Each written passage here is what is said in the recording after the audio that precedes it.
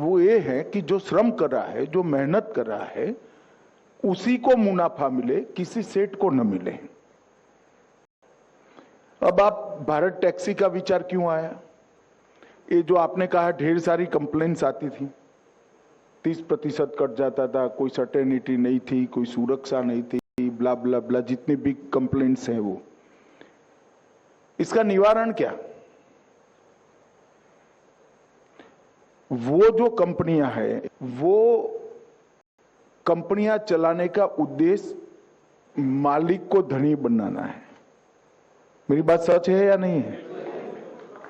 हमारा भी उद्देश्य मालिक को धनी बनाना है।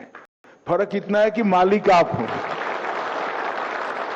आप मेरी बात समझ रहे हैं? सिर्फ 500 रुपये आपको इन्वेस्ट करना है। 3 साल के बाद क्या होगा? भारत टैक्सी 1 रुपया कमाएगी। मानो भारत टैक्सी 25 करोड़ रुपया कमाई, तो 25 करोड़ में से 20%, 5 करोड़ रुपया, ये भारत टैक्सी के अकाउंट में आप लोगों की पूंजी के नाते जमा हो जाएगा। और 80% पैसा किसने कितना किलोमीटर टैक्सी चलाई इसके हिसाब से वापिस आपके अकाउंट में डाल दिया। मेरी बात गले उतर रही है ना भैया?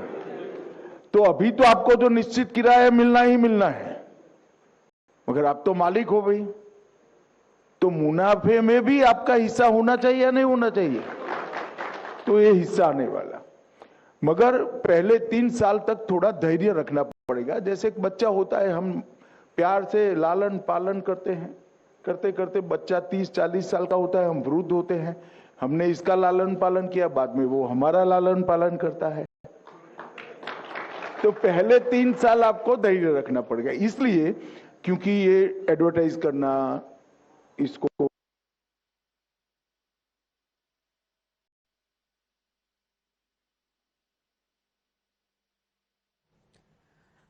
Well, there you have it. This is the Union Minister. He's speaking to the first ever cooperative taxi service in India, Bharat Taxi. तो इसको स्ट्रगल करने में 3 साल होंगे, और 3 साल में हम देश के हर शहर में लगभग पहुंच जाएंगे। ऐसा हमने रोड मैप बनाया, जहां जहां म्युनिसिपल कॉर्पोरेशन है हम 3 साल में पहुंचे, तो ये संख्या हमारी बहुत बड़ी हो जाएगी। 36 करोड़ 75 साल के आजादी में कोऑपरेटिव में जुड़े हैं, भारत टैक्सी 15 करोड़ 1 साल में 2 साल में जोड़ देगी। तो इसको हम सब ने मिलकर मजबूत कराना पड़ेगा। धन्यवाद सर। धारा वल्लभ जी हमारे बोर्ड ऑफ डायरेक्टर्स में सारथी प्रतिनिधि के रूप में भी शामिल हैं, जिन्होंने भी प्रश्न पूछा। अब मैं अनुरोध करूंगा किशन भाई गोविंद भाई पटनी जी से, वो अपनी बात रखें आपके समक्ष। नमस्ते मंत्री जी, मैं अहमदाबाद गुजरात से एक ऑटो ड्राइवर हूं। अभी मैं 10 साल से ऑटो चलाता हूं अहमदाबाद में। कहाँ रहते हो? मेरे मतदाता। Yes sir. मंत्री जी, अभी जो ऑनलाइन हम राइड कर रहे हैं, तो उसमें बोल रहे हैं आप पार्टनर हो, तो पार्टनर को जो कुछ समस्या आती है तब हम कॉल सेंटर में बात करते हैं। एक सेकंड मुझे बताओ, उन कंपनियों का शेयर है आपके पास? नहीं है सर। तो कैसे पार्टनर हो गए? सर वो की बात लोग पार्टनर बताते हैं, वो पार्टनर नहीं है सर। छलावा कर रहे हैं। सही आपके सर। तो सर भारत टैक्सी हमको बोल रही है सारथी आप मालिक हो, तो सर हमको मालिक का हक कैसे मिलेगा? मैं बताता हूं। भारत टैक्सी में अभी हम सब छोटा छोटा काम करते हैं, सारथी है। हमारे पास इतनी पूंजी तो है नहीं कि इतना बड़ा कंपनी खड़ा कर ले। हमने अभी भारत की 5 बड़ी कोऑपरेटिवों को मिलाकर ये खड़ा कर दिया। अब जैसे आपकी संख्या बढ़ती जाएगी, जो सारथी इसमें पार्टनर बनना चाहता होगा, कंपलसरी नहीं है, आप बनो ना बनो आप पर निर्भर है। 500 रुपए का अगर आप शेयर लोगे तो आप इसके मालिक हो जाओगे। आप मेरी बात समझ गए? फिर जब भारत टैक्सी का बोर्ड ऑफ डायरेक्टर का चुनाव होगा, तब इसमें कुछ सीटें सारथियों के लिए भी चिन्हित रखी। जैसे अभी भाई साहब बोर्ड ऑफ डायरेक्टर में आ गए, तो वो आपके सारे हितों की चिंता करेगा। अगर भारत टैक्सी सारथियों के पक्ष में कोई नीति नहीं करती है तो ये तो आपका प्रतिनिधि ना चिल्लाएगा कि ऐसा नहीं चलेगा भाई, हमारी कंपनी है, आप ऐसा कैसे कर रहे हो। मुझे बताओ भाई, उन कंपनियों के बोर्ड में आपका कोई प्रतिनिधि है? नहीं सर, नहीं सर। यहाँ पर है? यहाँ पर है। तो आप मालिक हुए या नहीं हुए? Yes sir, yes sir. तो यही कंसेप्ट है भाई, आपका कोऑपरेटिव है, आपको चलाना है, मगर इतना रखना मैं आऊं तो कभी चाय पिलाना भाई, बाकी तो क्या है यार इसमें। कंपनी आपका ही है, मुनाफा भी 20% रिजर्व करेंगे जिससे कंपनी कोई खराब समय में आए तो हमारी उससे चलती रहे। 80% मुनाफा पर किलोमीटर वापस दे दिया जाए। पहले 3 साल हमें एक एक शहर बढ़ाता जाना है। अभी दिल्ली एनसीआर बढ़ा है, तब राजकोट बढ़ाएंगे वो, तो पहले 3 साल हमारा एक्सपेंशन में जाएगा। 3 साल के बाद जितना भी मुनाफा होगा 20% कोऑपरेटिव भारत टैक्सी में रहेगा और 80% हमारे सारथी भाइयों को वापस दे दिया जाएगा। धर्मेंद्र कुमार वर्मा जी, उनसे अनुरोध करूंगा कि वो अपनी बात आपके समक्ष रखें। आदरणीय मंत्री महोदय जी नमस्कार। मेरा नाम धर्मेंद्र वर्मा है और मैं उत्तर प्रदेश के औरैया ज़िले का रहने वाला हूँ और यहाँ पर दिल्ली में रोहिणी सेक्टर 20 में रहता हूँ। और ये जो एबेस्ट कंपनियाँ हैं इसमें लगभग मैं 10 साल से गाड़ी चला रहा हूँ। मोटे कमीशन को लेकर के हम 12, 15, 16 घंटे गाड़ी चलाते हैं, लेकिन अपने परिवार का जो है पालन पोषण अच्छे से नहीं कर पाते। तो भारत टैक्सी जो दावा करती है कि ड्राइवर को पूरा पैसा मिलेगा, कोई कमीशन नहीं कटेगा, तो ऐसे में भारत टैक्सी ये कब तक रन कर पाएगी? कब तक मतलब हम ड्राइवरों को कहाँ से देगी ये सब जो सुविधाएं दे रही है? देखिए ऐसा है, एक तो बैठ जाइए आप। जी सर। पहले एक बात समझिए, भारत टैक्सी का उद्देश्य कोई कंपनी की तरह बड़ा मुनाफा कमाना नहीं। भारत टैक्सी का उद्देश्य है हमारे सारथी भाइयों को मजबूत करना। अब आपने जो सवाल उठाया कि भारत टैक्सी कहां से चलेगी, चलेगी तो इसी तरह से जी। परंतु वो इतना होगा जिसका जितना दाल में नमक होता है। ये कंपनियों ने नमक की दाल कर दी है। आप मेरी बात समझ रहे हैं? अच्छा, इसका हिसाब किताब तो आपके पास में है नहीं। इसका हिसाब किताब आपके पास में रहने वाला है, आपके लोग चलाने वाले हैं। आप मेरी बात समझ रहे हैं? जी सर। जो प्रोफेशनल लोग होंगे उनकी तो तनख्वाह होगी, शेयर नहीं होगा। वो आपकी ओर से पूरा मैनेजमेंट देखेंगे। शेयर आपके पास है, मालिक आप हो, पॉलिसी आप बनाना है। तो जब आप पॉलिसी बनाओगे तो आपके पक्ष में बनाओगे या विरोध में बनाओगे, बताओ। मगर सोने के अंडे देने वाली मुर्गी की कहानी सुनी है सबने? जी सर। एक व्यक्ति का उसके घर पर एक मुर्गी ने एक दिन सोने का अंडा दे दिया, दूसरे दिन भी दिया, तीसरे बड़ा खुश हो गया कि मुर्गी भाई सोने का अंडा दे रही है, बड़ी अच्छी बात है, मैं तो धनी हो गया। फिर एक दिन रात को उसको विचार आया कि ये रोज एक अंडा दे रहे, कितने अंडे अंदर पड़े होंगे, लाओ एक गर्दन काट लेते, सारे अंडे एक ही दिन निकाल देते हैं। तो दूसरे दिन उसने वो करा, एक भी अंडा निकला नहीं। तो हमारी खुद की कंपनी को समझकर कोऑपरेट करना, सहकार करना, ये हमारा सिद्धांत होना चाहिए। और इतना मानकर चलो कि जैसे गाय का दूध का हम दोहन करते हैं, शोषण नहीं करते उसका। मेरी बात समझ में आ रहा है ना? भारत टैक्सी दूध का दोहन करेगी, आपका शोषण नहीं करेगी, इतना निश्चित मानकर चलो। धन्यवाद सर। नरेश कुमार उपाध्याय जी से मैं निवेदन करूंगा, अब वो अपनी बात रखेंगे आपके समक्ष। माननीय नमस्कार, मेरा नाम नरेश कुमार उपाध्याय है और मैं मेरठ उत्तर प्रदेश का रहने वाला हूं और पिछले 12 साल से मैं टैक्सी चला रहा हूं। माननीय, सबसे पहले तो मैं धन्यवाद देना चाहूँगा हमारी भारत सरकार और सहकारिता को, जो हमारे लिए भारत टैक्सी लेकर आई है, जिससे हमारी दिशा और दशा दोनों बदलने वाली है। मान्यवर, मेरी दशा तो अभी से बदलना शुरू हो गई है, क्योंकि अगर बात करें हम पिछले जनवरी की, तो मैंने 20,000 प्लस का जो कमाई भारत टैक्सी में किया है सर। और उससे भी ज़्यादा खुशी तब हुई जब मुझे पता चला कि हमें नई गाड़ियों के लिए इसमें लोन भी दिया जाएगा, और उससे भी ज़्यादा खुशी तब हो गई जब हमें पता चला कि हमारा इंश्योरेंस भी किया जाएगा। तो बस ये सारी चीज़ें किस प्रकार हमें उपलब्ध कराई जाएंगी। देखिए भाई, योजना कैसे बनाई है कि एक बड़ा कोऑपरेटिव मूवमेंट है, इसमें कोऑपरेटिव बैंकें भी है, तो आपको लोन देने में बड़ी दिक्कत आती है या नहीं आती है? वो बैंक ही मॉर्गेज करती है ना।